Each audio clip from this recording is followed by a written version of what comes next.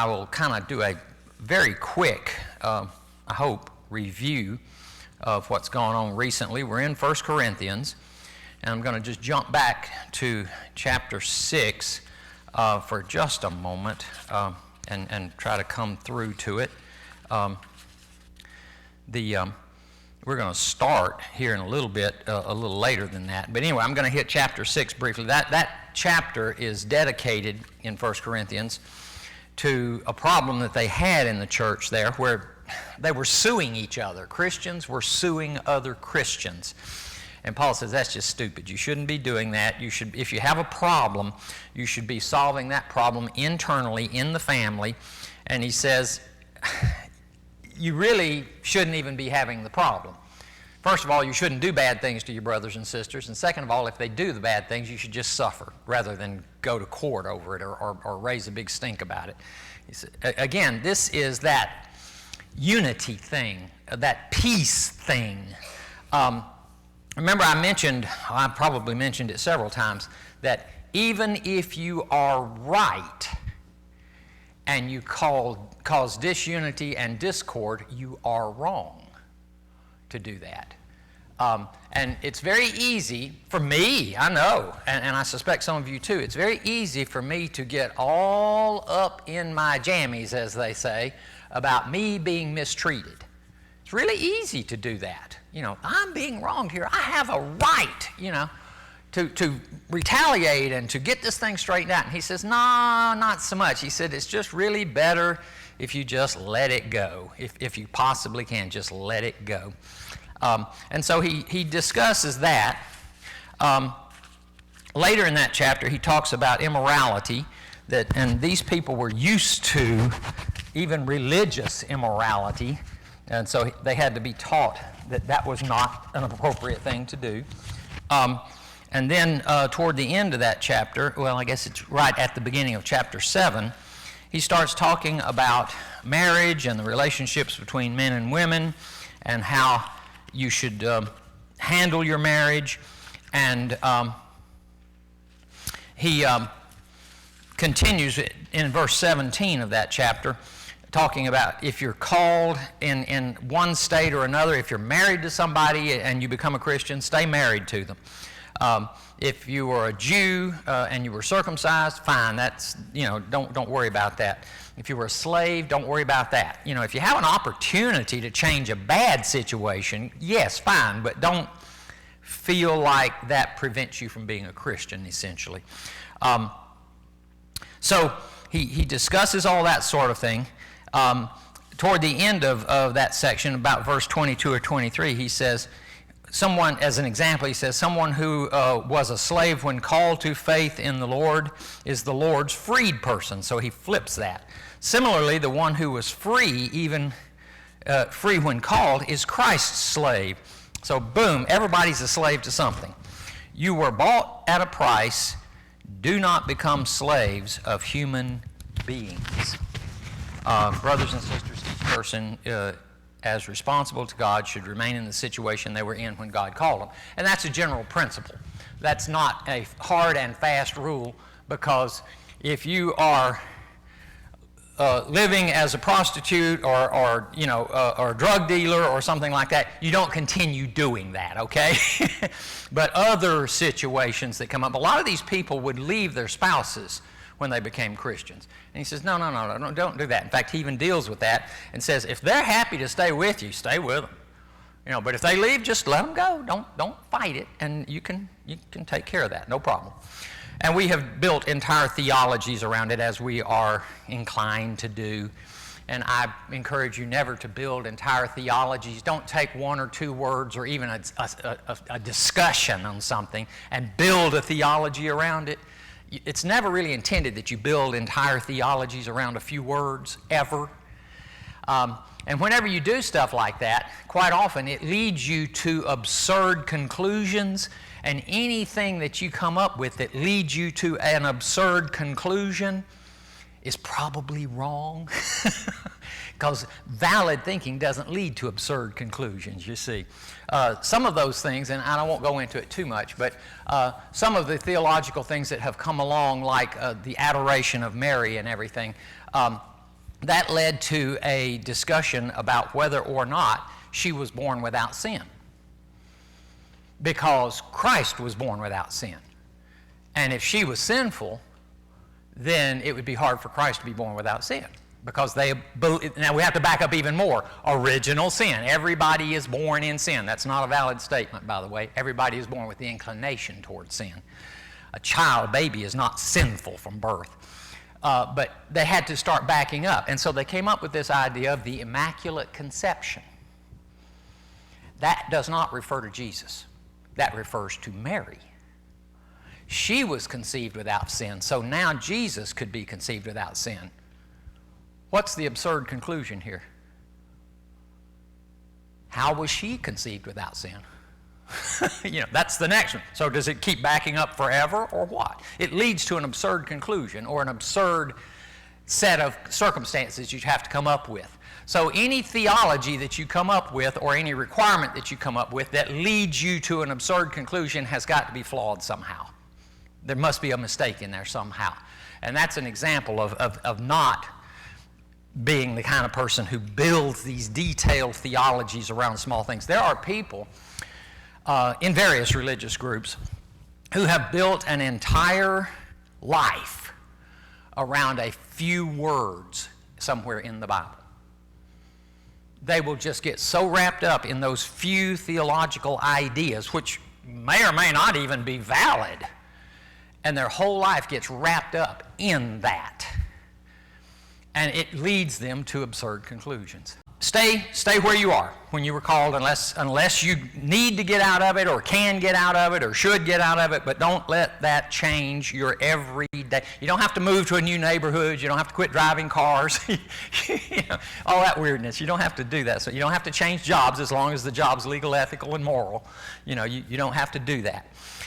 So starting with verse 25 in chapter 7 is where we left off last time. He's been talking previously about marital relationships and things like that, and he says now about virgins. Now this doesn't necessarily mean just females. A male can be a virgin too. But he says now about virgins. I have no command from the Lord, but I give a judgment as one who by the Lord's mercy is trustworthy. In other words, this is my professional opinion as an apostle. This is what I think you should do. Because of the present crisis, notice that phrase. Because of the present crisis, I think that it is good for a man, there you go, a man, which can be a virgin, to remain as he is. Are you pledged to, he's talking to men here. Are you pledged to a woman? They betrothed people to be married. Sometimes at birth, they would betroth a baby and a baby girl very close to at birth to be married later. Marriage was much more of a social contract in those days. Are you betrothed? Well, I can't find it. Are you pledged to a woman? Do not seek to be released. Are you free from such a commitment? Do not look for a wife. But if you do marry, you have not sinned. Okay, he's just suggesting this, and we'll see why here in a second. He's already said because of the present crisis. We'll have to see what that is. But if you do marry, you've not sinned, and if a virgin marries, she has not sinned. So there he's referring to a female virgin. By the way, in Hebrew, virgin and young girl are identically the same word. It's the same word. So many times in Hebrew where it says the virgin shall conceive, and we read that as the birth of Christ, that could have just as easily been read the young girl shall conceive. But nevertheless, he says, but if you do marry, you have not sinned, and if a virgin marries, she has not sinned. So he'd been talking to men, now he relates that to the females. But those who marry will face many troubles in this life, and I want to spare you this. What I mean, brothers and sisters, is that the time is short. From now on, those who have wives should, now he's being hyperbolic here, meaning he's talking about extremes. Hyperbole is, I've told you 1,000,000 times. Okay, obviously you can't not tell a person something 1,000,000 times. It just means a lot. It's an overstatement. And so this is kind of an overstatement here. The time is short. From now on, those who have wives should live as if they do not, he doesn't mean that literally. Those who mourn as if they did not mourn, those who are happy as if they were not, those who buy something as if it were not theirs to keep, those who use the things of the world as if not engrossed in them. For this world in its present form is passing away. I would like you to be free from concern. An unmarried man is concerned about the Lord's affairs, how he can please the Lord. But a married man is concerned about the affairs of this world, how he can please his wife. And his interests are divided. An unmarried woman or virgin is concerned about the Lord's affairs. Maybe. Her aim is to be devoted to the Lord in both body and spirit, but a married woman is concerned about the affairs of this world, that being how she can please her husband.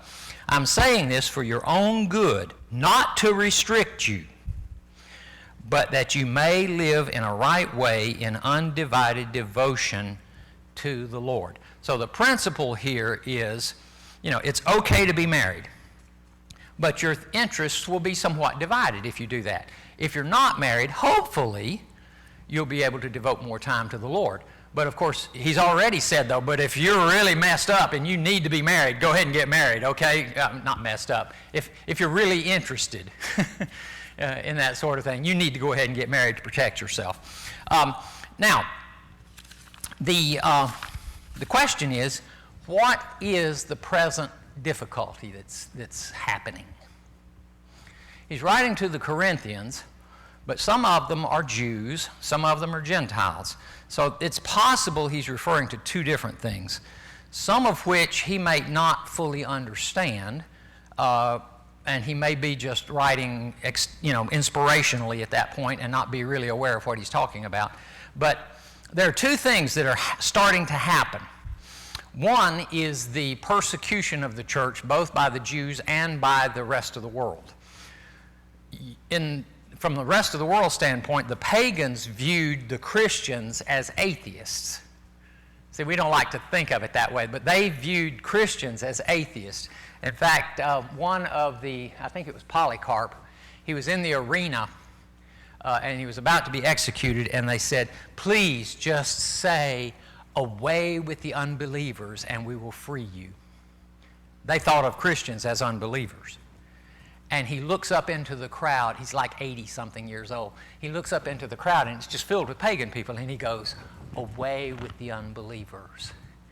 And they got it. And they went ahead and executed him. But they thought Christians were the atheists, the unbelievers. And so there was a lot of persecution early on, and for some time, of the Christians. So this could be one of the things he's talking about. You're going to have to be able to pull up stakes fast, move on, get out of town, leave. You may have to sacrifice your life. You'd rather not leave a wife or a husband there, by themselves, or children or something. So it's probably better. My advice would be don't marry, is what he's saying, because of this present crisis that's coming up and is even already shown. There's another one. Jesus says over in Mark 24 and also in, Matthew 24 and Mark 13, he had just finished talking about how the day is coming when not even one stone of the temple will be left on top of each other. That is true, by the way. The only thing that's left is a big wall that had been made so that they could build the temple up on a high hill, and that's the only thing that's left. It wasn't part of the temple. Everything else was gone.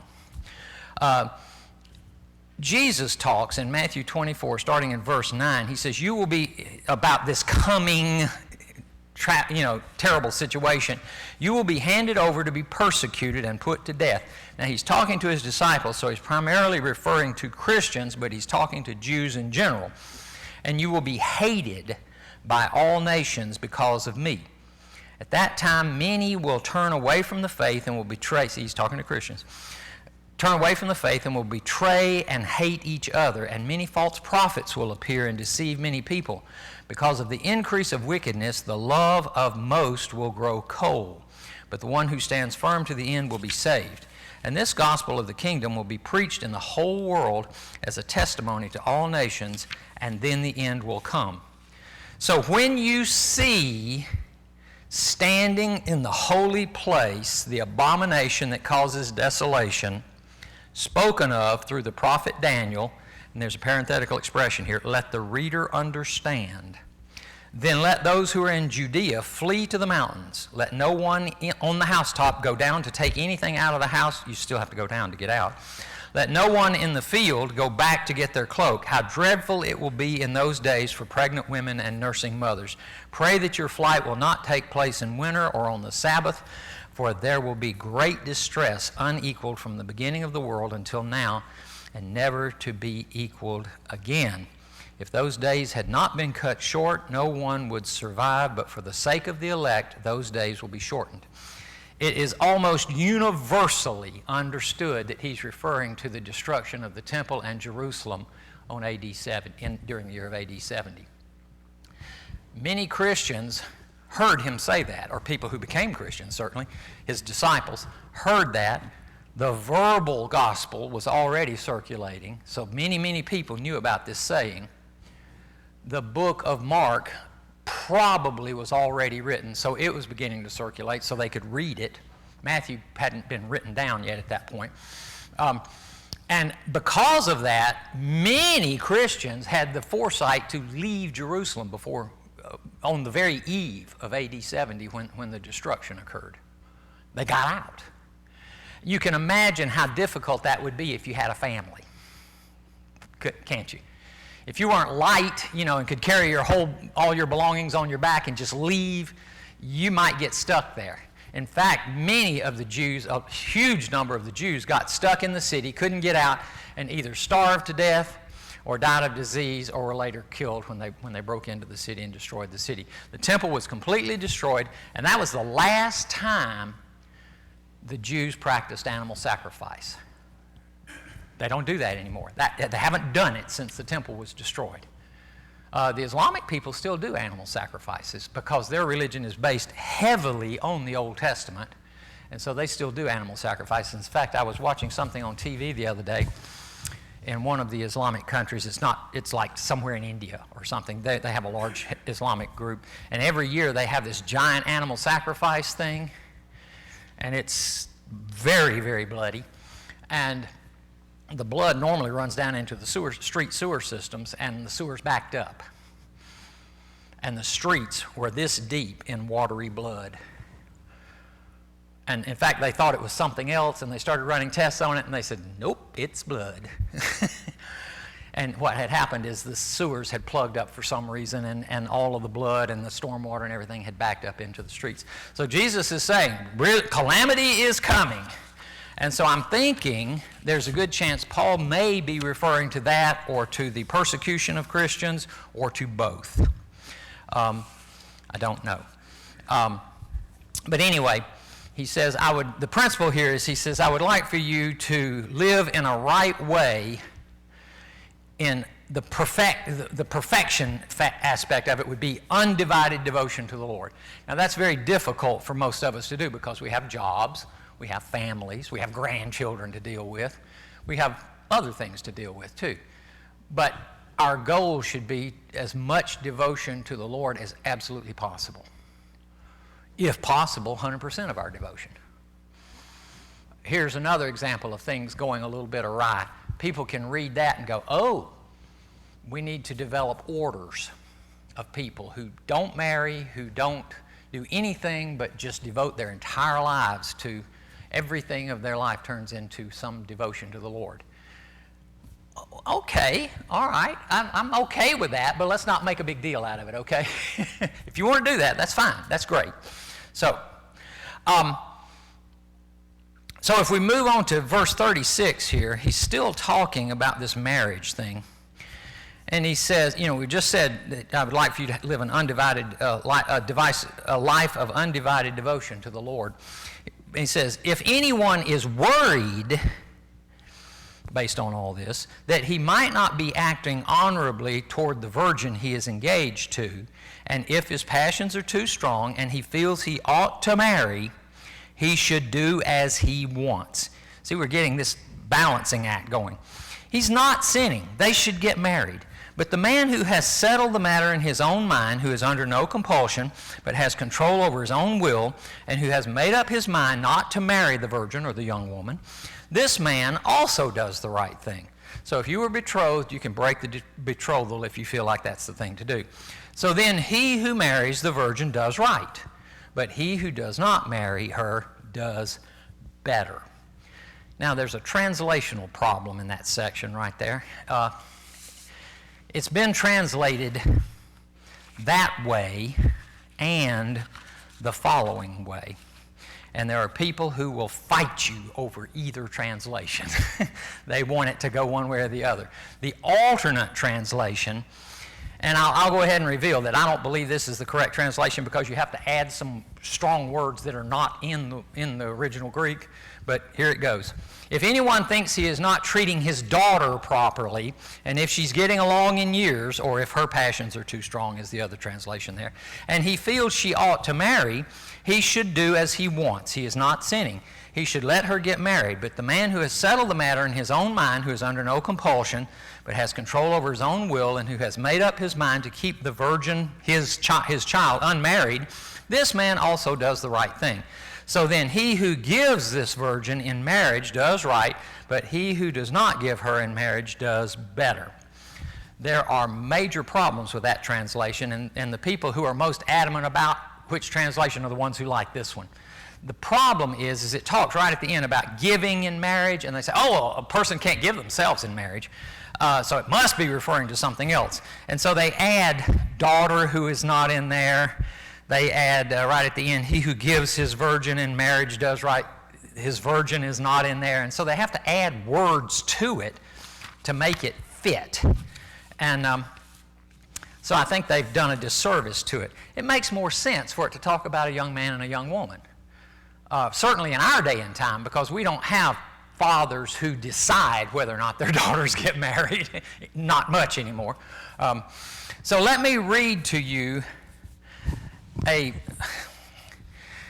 what I'm reading is a literal Greek translation, and the words have been slightly reordered into a logical English, because if you read it exactly as it's written in Greek, you can't hardly understand it. They'll put verbs on the end of sentences that relate to a noun on the front end of the sentence, and it gets really strange.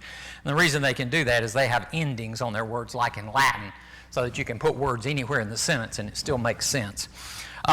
Here's the literal translation of it with only words that are there, no added words. If anyone does think, and he adds the word it, if anyone does think it to be unseemly to his virgin, if she may be beyond the bloom of age, and it ought so to be, then what he wills, let him do. He does not sin, let him marry. And he who has stood steadfast in the heart, not having necessity, and has authority over his own will, and this he has determined in his heart to keep his own virgin, meaning to remain celibate, does well. So that both he who is giving in marriage does well, and he who is not giving in marriage does better. See, that really doesn't refer much to a father and his daughter at all. But that he who is giving in marriage and he who is not giving in marriage is what trips people up. So, well, you can't give, yourself. Yeah, you can. You choose to be married. You have given yourself in marriage, So anyway, that if you'll run across some translations who try to make it a father and his daughter, and it just gets weird in a hurry there. So just be aware of that difference. The King James Version does not translate it that way, and the New International Version does not translate it that father thing. So I think that the NIV has the right sense of what it says there. Like I said, if you read the Greek there, you really get the sense that it's a man and a woman very, very quickly. Okay, so in verse 39, the superscripts are a little bit small. A woman is bound to her, it's kind of moving on here now. A woman is bound to her husband as long as he lives. But if her husband dies, she is free to marry anyone she wishes. Now, this is an interesting statement here. But he must belong to the Lord. Again, people have built theologies around that. I I'm thinking he's advising people very, very strongly that if you have a non-believing husband, in fact, he doesn't say a non-believing husband. He just says, bound to your husband as long as he lives. But if your husband dies, you're free to marry anyone she wishes. And then he puts a caveat on it. He says, must belong to the Lord. I think it's just a strong recommendation. Whether your husband previously was a Christian or not, you would be very, very wise to marry someone of the same religious conviction that you are. I've taught my children through the years. I told them, I will love whomever you marry. And I think my daughter dated every ethnic, religious, and social variation there was at Clinton High School. Although she didn't date that much, but she kind of, just would have light friendship type dates with them. And I said, but you need to be aware that when you step far outside your socio-economic, educational, religion, even racial background, there will be trouble. You may think you can handle it, or that everything will be okay. It won't.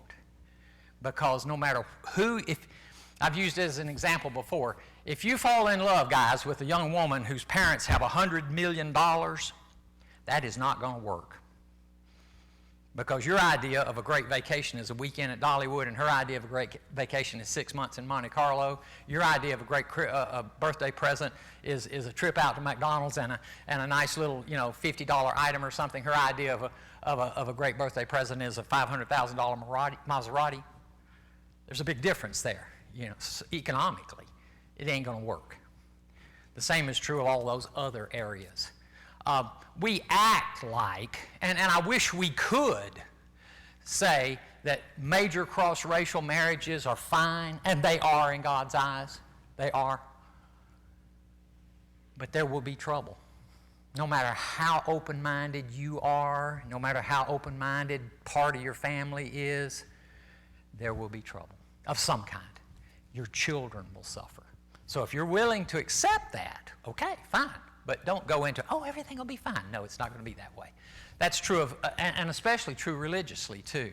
It causes strife. If he is one thing and you are something else, or you are one thing and she is something else, you go, it'll be fine. No, not exactly. It may be okay, but it's not going to be fine. You need to be joined with someone who has a common faith with you. If you lose your spouse and decide to remarry, it's really, really highly advisable that you join with someone of common faith if you remarry, as it is that you join with someone who has a common, more or less educational background. Let's face it, a gal that dropped out of the 8th grade as soon as or the 9th grade, however young you can drop out, who is married to a PhD nuclear physicist, that ain't going to work. I'm sorry, it's just not going to work. You're so far apart educationally, you can't even talk. And that is true of all different kinds of things. Social standing, lots of different things like that. Anyway, he says she can marry anyone she wishes, but he's just talking to the woman, interestingly, but he must belong to the Lord. In my judgment, she is happier if she stays as she is, and I think that I too have the Spirit of God. In other words, I think God would agree with me. That's what he's saying. I think God would agree with me here, but I'm just giving my opinion, but I think God would agree with me. So the bottom line here is he's talking about devotion to God. He's talking about being called to peace and to not making major changes in your life that you don't have to make. He's actually making it fairly easy on us here, although some people try to make it as hard as possible on us here because they come up with all these little rules that they invent out of it. But the goal here, he talks about we've been called to peace. We've been called to peace. If you rip a family apart, husband and wife and 3 children, been married 30 years, and you just rip that family apart because of some rule, that's not peace at all. It's not even close. If you were previously married years ago and you're married to somebody else now, God's called us to peace. Don't destroy your family. God loves you. He doesn't want you to create discord and unhappiness. Now, if you feel you must, you must. But please be aware that God is gracious and merciful and forgiving, and He loves you, and He wants you to be at peace. And now, that doesn't mean you get to do bad things because it gives you peace and happiness, okay, because it won't. But just learn to accept God's grace. When my father was dying of esophageal cancer, he was brought up pretty strictly in the church. Well, he wasn't raised in the church, but he lived most of his life fairly strictly in the church. And he was very concerned about himself as he was dying. And I said, Pop, you've been rocking in the arms of grace for 50 years. Don't distrust it now. There's no reason to distrust the grace of God. You're going to just keep rocking in those arms forever. Okay? And we need to allow, well, there it comes. Okay, I didn't mean it. Sorry. It's funny how that just happened to hit right there. Maybe it was God saying, yes, I agree. Maybe that's what it was. But we need to accept God's grace. God loves you, and He doesn't want to constrain your life into extremely difficult and unnecessary circumstances unless, notice I said unnecessary. Sometimes it's necessary, but we need to be accepting of both ourselves and others. Sometimes it's harder for me to accept myself than it is for me to accept others. And then on other occasions, it's way easier for me to criticize you than to criticize me, right? That's usually the case when it comes down to criticizing. I can come up with more stuff on you in 5 minutes than I can come up with in 30 minutes on myself. Yeah, probably. So it's very difficult for us to see our own faults. So sometimes it's hard to forgive ourselves. But we do need to accept the grace of God and to rock in the arms of grace and mercy. That doesn't mean, as Paul mentions, that doesn't mean we go out and we just sin so that grace may abound, as he says. He says, don't do that. We can't do that anymore. But accept your situation in life. Accept your spouse or the lack thereof. And he says, even if you need to change that, God's called us to peace. Let's just, let's enjoy life here and be God's people. It's more important for you to practice love. And I'm going to say, you're going to be scared at this one. I've told you before, love trumps faith, because faith, hope, and love abide, and the greatest of these is love, and that's going to come up later in the Corinthian letters. Love trumps faith.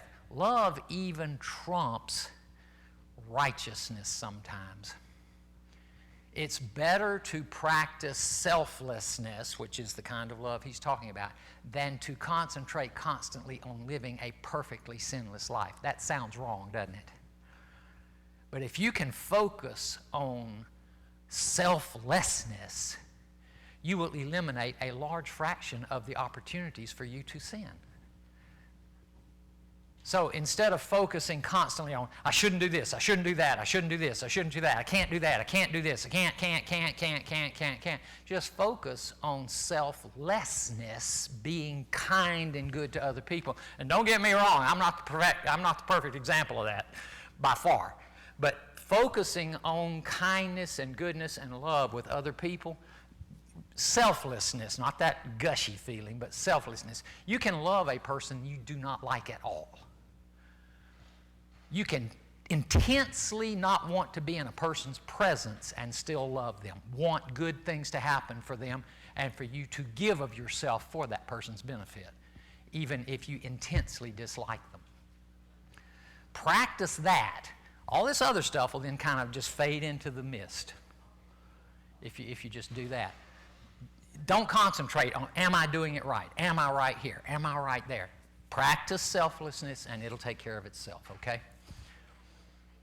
All right. I think I'm going to stop here. we're up to chapter 8, and he's going to start talking about food sacrificed to idols, which is kind of out of our element, but it does have application here in a big way that we'll be able to apply to our lives. May the Lord grant you the grace, the ability to accept his grace, so that you can live a life free of strife over whether or not you're right or wrong, and just practice love and accept his peace and grace in your life. Through Christ our Lord. Amen.